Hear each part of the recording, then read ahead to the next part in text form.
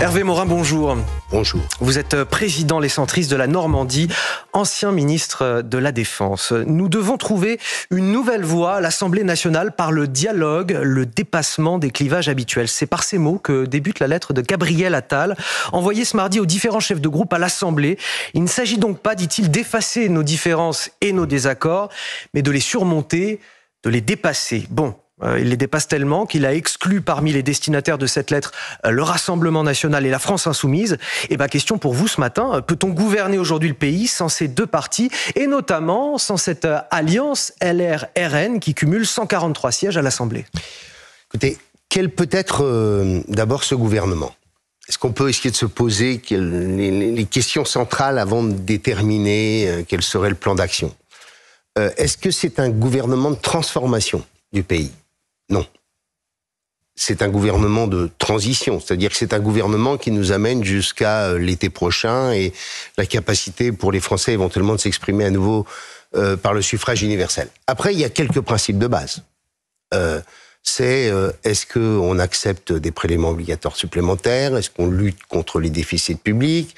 Est-ce qu'on est tenu par nos engagements européens? Est-ce qu'on sanctuarise les crédits militaires à un moment où le monde est extrêmement dangereux? Il y a un plan d'action qui est proposé par Gabriel Attal. Oui, enfin, il y a comme c'est un gouvernement de transition, il ne faut pas se raconter d'histoire. De transition jusqu'à quoi? Je ne comprends pas. De transition jusqu'au moment où on pourra à nouveau dissoudre l'Assemblée nationale, reconstituer une majorité, bâtir une capacité. Vous pensez que d'ici un an, on court droit vers la dissolution de l'Assemblée une nouvelle fois avec un nouveau vote législatif? Très probablement. Ce que je sais, c'est qu'on a une année où l'essentiel du travail du gouvernement, c'est d'essayer d'améliorer les choses sur un certain nombre de points et surtout de faire voter un budget, et un budget qui répond à la question qui nous est posée par les institutions européennes, c'est qu'est-ce que vous faites pour réduire votre déficit, puisque là, nous sommes dans une période où nous sommes sous la menace de sanctions de la Commission européenne pour déficit excessif. Pardon, donc, mais ce sera la seule question pendant un an?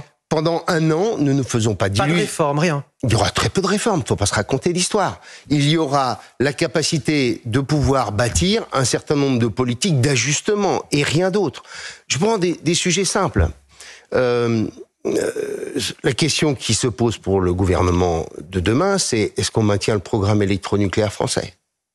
Est-ce qu'on continue à apporter dans chaque région ce qu'on appelle les COP régionales, c'est-à-dire les politiques régionales qui sont déclinées autour de la question de la transition énergétique?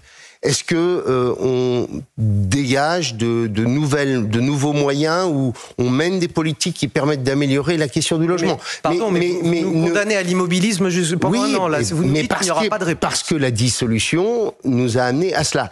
Question aussi qui pourrait être posée durant cette période, compte tenu du contexte politique, c'est celle d'ailleurs ce que propose Gabriel Attal, ce sont des questions sur les institutions. Est-ce qu'enfin on introduit une dose de proportionnelle qui est un discours politique tenu par à peu près tout le monde au moment des élections? Bref, il y a un certain nombre de sujets sur lesquels on peut être. Les grandes transformations, les grandes réformes du pays pendant un an, il n'y en aura pas.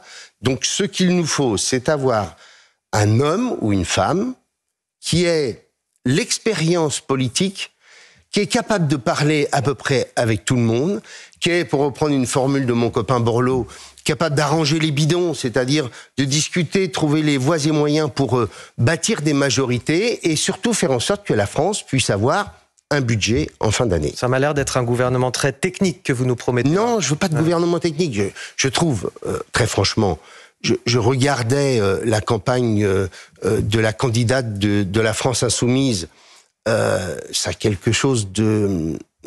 Alors c'est peut-être parce que c'est un vieux con qui parle, qui fait de la politique depuis 20 ans, mais ça a un côté quasi indécent de quelqu'un qui n'a jamais exercé aucune responsabilité politique et qui est directrice des Finances à la ville de Paris qui dit moi je peux être Premier ministre de la France. Vous parlez de Lucie Castet. Oui, voilà. Ce que je crois, c'est qu'il nous faut quelqu'un qui a suffisamment d'expérience politique, qui connaît très bien l'environnement de l'Assemblée nationale et qui est capable, en quelque sorte, de faire en sorte que la France ne tombe pas dans une crise de régime. C'est ça qu'on lui demande. Alors justement, qui pour Premier ministre? Hervé Morin a donné des noms. Gérald Darmanin, dans le Figaro, semble voir d'un bon œil l'hypothèse Xavier Bertrand. J'ai dit que Xavier Bertrand, dit-il, avait de grandes qualités.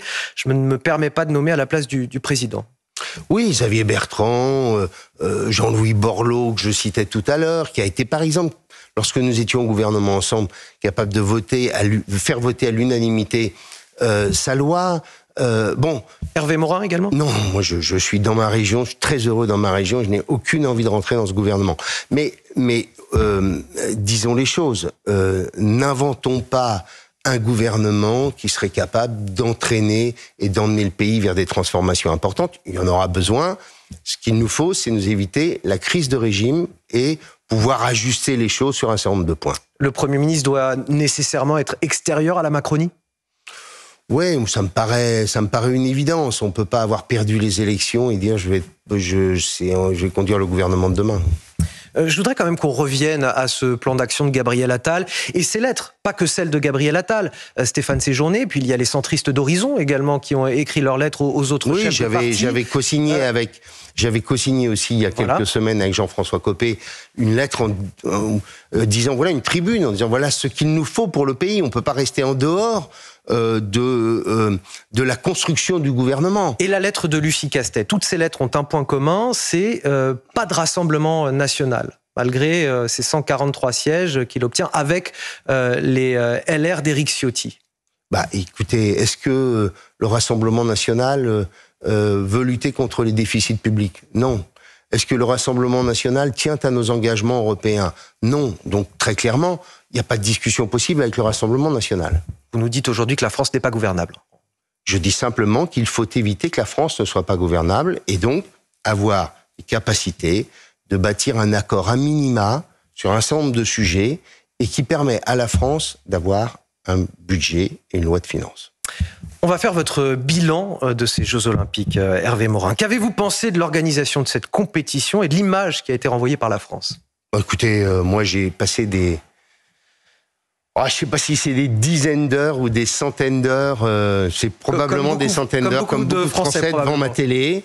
Moi j'adore le sport, j'en fais beaucoup, donc voilà, je trouve que l'image de la France a été belle, qu'on a vu des JO fantastiques, que le fait de le faire au pied des grands monuments que le monde entier connaît était une excellente idée. Voilà. Après, nous ne nous racontons pas d'histoire. Il n'y a pas la France de demain parce qu'on vient de faire les Jeux Olympiques. La menace terroriste a été déjouée lors de ces Jeux Olympiques. La délinquance fortement réduite sur les lieux de compétition, notamment à Paris. Est-ce qu'il y a des leçons à tirer de tout cela pour le quotidien des Français au-delà des JO? Je vois d'ailleurs les premières images du Champ de Mars aujourd'hui sont marquées par le retour des vendeurs à la sauvette. Donc manifestement, on estime qu'une fois que les projecteurs sont partis, il n'y a plus de sécurité assurée comme au moment de la compétition. Je lisais qu'il y aurait des tas de conclusions qu'on pourrait tirer dans la mise en œuvre d'un certain nombre de politiques. Moi, j'y crois pas vraiment. À chaque fois qu'il y a des grandes crises, on vous explique que demain ne sera pas comme hier. Vous vous souvenez, au moment des grandes crises financières, on nous a expliqué que les choses allaient changer à tel ou tel moment. À chaque fois qu'il y a des grands événements, souvenez-vous de 1998, la France Black Blamber. En réalité, les vrais sujets restent devant nous. La vraie vie, pour reprendre l'expression d'Emmanuel Macron, c'est la lutte contre l'insécurité alors que la délinquance augmente, c'est la lutte contre les déficits, c'est de faire en sorte que la France puisse améliorer sa compétitivité. Et tous ces sujets-là restent devant nous. Politiquement, on voit bien qu'Emmanuel Macron essaye de tirer les marrons du feu de la réussite de cet événement. Il veut même organiser une parade des athlètes le 14 septembre prochain. Bon, c'est de bonne guerre, mais est-ce que ça peut marcher, selon vous? Écoutez... Moi, j'aime, comment vous dire, j'aime quand on fait de la politique sobrement. Quand je voyais Emmanuel Macron. Il en est carrément à dire aujourd'hui que ce qu'on a vécu ces dernières semaines, c'est la vraie vie. Vous l'avez dit à l'instant. Oui. Enfin, la vraie vie, c'est pas ça pour un compatriote. Vous voyez, là, je lisais ce matin dans un des journaux que la RATP avait remis son service d'été, quoi. Enfin bon, voilà, c'est ça la vraie vie pour les gens qui vont prendre le métro. Bien. Donc, clairement, j'aimerais qu'on ait un peu de pudeur. Quand je voyais Emmanuel Macron se jeter dans les bras des athlètes à chaque fois qu'il y en a un qui avait une médaille, etc., je suis pas convaincu qu'il faille faire tout ça. Il veut poursuivre manifestement l'euphorie de cet événement. Je ne suis pas convaincu. Il n'en tirera pas de bénéfice politique selon vous. Non, je crois pas. D'accord. Hervé Morin, vous avez aussi été ministre de la Défense de Nicolas Sarkozy. Alors je voudrais évoquer avec vous le conflit entre l'Ukraine et la Russie. L'Ukraine qui revendique de nouvelles avancées sur le territoire russe dans la région de Koursk. Une semaine après le début de son offensive surprise, selon Volodymyr Zelensky, 74 localités sont passées sous son contrôle, plus de 1000 km². Une avancée qui, nous dit-on, n'a pas pour but l'annexion de ces territoires russes, mais plutôt la négociation d'une paix juste. Est-ce que c'est un tournant dans le conflit, selon vous ? Difficile à dire. Il y a tout de même dans cette offensive ukrainienne au moins 2 points qui méritent d'être signalés. Le premier, c'est l'agilité de l'armée ukrainienne. Est-ce que cette agilité est liée aux équipements occidentaux ? Est-ce qu'enfin, les équipements occidentaux qui ont été livrés aux Ukrainiens ont permis à l'Ukraine de pouvoir avoir cette offensive? Faudrait connaître les détails que, bien entendu, je n'ai pas. Et puis, le second point que je voudrais tout de même qu'on ait en tête, c'est que, sauf erreur de ma part, ça doit être la première fois qu'un pays ayant l'arme nucléaire, ayant la dissuasion, est envahi par des forces conventionnelles. Et donc, ces questions-là, il faut les avoir en tête quand on aborde ce sujet. Ce que j'espère, c'est que, un moment ou un autre, la raison finira par l'emporter et qu'il y aura des négociations qui permettront d'aller vers la paix, parce que ça fait quand même 2 ans que ça dure, plus de 2 ans, et que bientôt sonnera le temps de l'automne et de l'hiver, et donc encore des souffrances multiples pour des femmes et des hommes qui n'ont pas demandé la guerre. D'ailleurs, Washington s'inquiète de la fourniture de missiles balistiques de l'Iran à la Russie. Pourquoi Téhéran vient en aide à Moscou ? Parce que Téhéran soutient tout ce qui peut contester la place et déstabiliser la place des Européens et du camp occidental.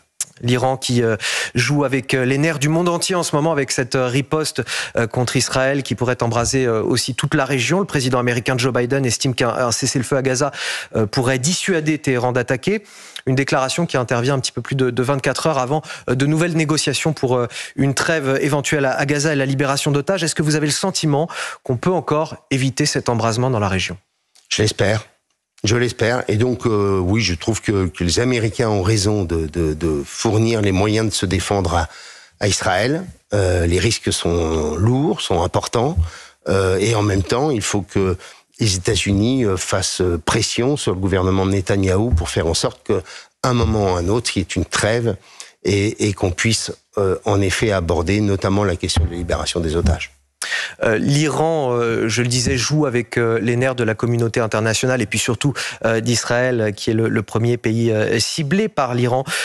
Pourquoi l'Iran fait ça depuis 15 jours ? Est-ce que l'Iran, finalement, a les moyens véritablement de se permettre une escalade dans la région ? Moi, j'ai eu la chance d'aller en Iran au moment où l'Iran est sorti de cette période d'isolement. C'est une grande civilisation. Moi, j'avais été étonné de voir un pays qui avait été sous embargo pendant des années et des années, avoir des infrastructures dans cet état, des campus universitaires dans cet état. Et donc, l'Iran a été capable tout de même de continuer à faire voler des avions, par exemple, alors que ce pays était sous embargo. Donc, je me méfie de la capacité de l'Iran à pouvoir mener des frappes qui soient extrêmement dangereuses et très lourdes pour les populations qui seraient visées. Merci Hervé Morin, je le rappelle, vous êtes président Les Centristes de la Normandie, ancien ministre de la Défense, et c'était ce matin votre grande interview sur Europe 1 et sur CNews.